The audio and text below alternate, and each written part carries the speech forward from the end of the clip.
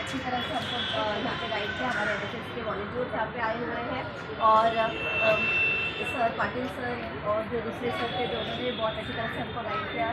सारी चीज़ें दिखाई, बच्चों को समझाया कि कितना इम्पोर्टेंट है लॉ फॉलो करना।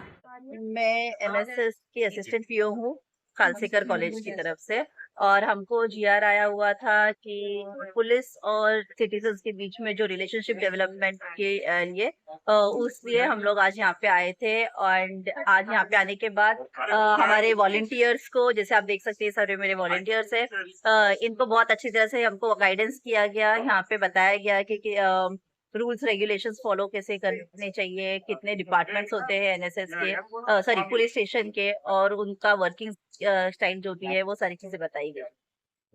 विजिट बाय पुलिस स्टेशन करके एक जो थाने पुलिस कमिश्नरेट का ये सर्कुलेट हो रहा है मैसेज, उसको लेकर के तो क्या कहना चाहेंगे? आज सर्वच ठाणे कमिशनरेटमध्ये माननीय पोलीस आयुक्त श्री डुमरे सर यांच्या मार्गदर्शनाखाली व्हिजिट माय पोलीस स्टेशन हा उपक्रम राबविला जातो आहे।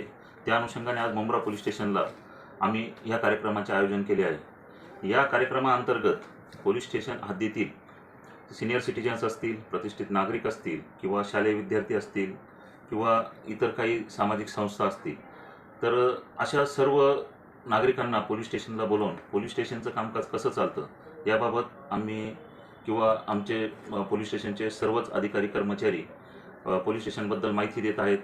त्यात PSO किंवा गुन्हा दाखल करण्यासाठी फिर्यादी येत असताना प्रथम PSO ऑफिसला जातो, तर PSOची काय कर्तव्य आहेत तो ते PSOची कर्तव्य समजावून सांगतो आहे। लॉकअपला व्हिजिट करण्यात येत आहे। लॉकअप ड्युटी कामी नेमलेले अंमलदार लॉकअपमधले आरोपींबद्दल, आरोपी कसे ठेवले जातात, आरोपींबद्दल काय काय माहिती घेतली जाते याबद्दल सविस्तर माहिती देत आहेत। त्यानंतर आमच्याकडे एक सायबर ऑफिस आहे, तर सायबर ऑफिसला काय काय कामकाज चालतं त्याबद्दल माहिती दिली जाते। गुन्हे शोध पथकाचं कार्यालय दाखवून गुन्हे शोध पथकात काय काय कामे केली जातात त्याबद्दल माहिती सांगितली जाते। पासपोर्ट विभाग आहे, पासपोर्ट विभागात पासपोर्टची पडताळणी कशी केली जाते किंवा पासपोर्ट कसा नाकारला जातो याबाबत सविस्तर माहिती दिली जात आहे। तसेच अर्ज शाखा आहे, अर्ज शाखेत कोणत्या कोणत्या प्रकारचे अर्ज येतात व त्यावर कशी कार्यवाही केली जाते याबाबत माहिती दिली जात आहे। तसेच माननीय वरिष्ठ कार्यालयाकडून साधारण 5 पॉम्पलेट आम्हाला पुरवण्यात आले होते। माननीय CP सरांनी हे पॉम्पलेट पुरविले होते। त्यात एक आहे विधी सेवा प्राधिकरण, तर विधी सेवा प्राधिकरणाचं कामकाज कसं चालतं आणि विधी सेवा प्राधिकरण बाबत सदर नागरिकांना माहिती दिली जाते। त्यानंतर दुसरं पॉम्पलेट आहे कौटुंबिक हिंसाचार प्रतिबंधक कायद्याअंतर्गतचं, तर त्याबद्दल कौटुंबिक हिंसाचार प्रतिबंधक कायद्यामध्ये काय काय तरतुदी आहेत त्याबाबत सविस्तर माहिती देऊन जर कोणाला खरंच सदर कायद्यानुषंगाने गरज पडली तर त्याबाबत देखील आम्ही मार्गदर्शन करतो आहोत।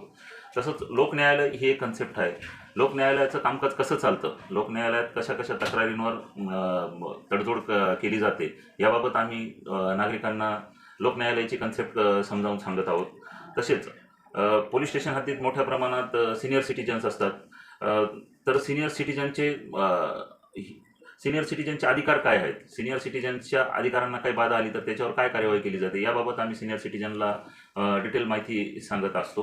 किंवा एक मध्यस्थ ही एक कन्सेप्ट आहे जिल्हा विधी सेवा प्राधिकरणाची, तर ती मध्यस्थ कन्सेप्ट काय आहे, जेणेकरून काही गुन्ह्यांमध्ये किंवा काही तक्रारींमध्ये जर समजा मध्यस्थांच्या याच्याने जर समजा काही याच्यामध्ये तडजोड होत असेल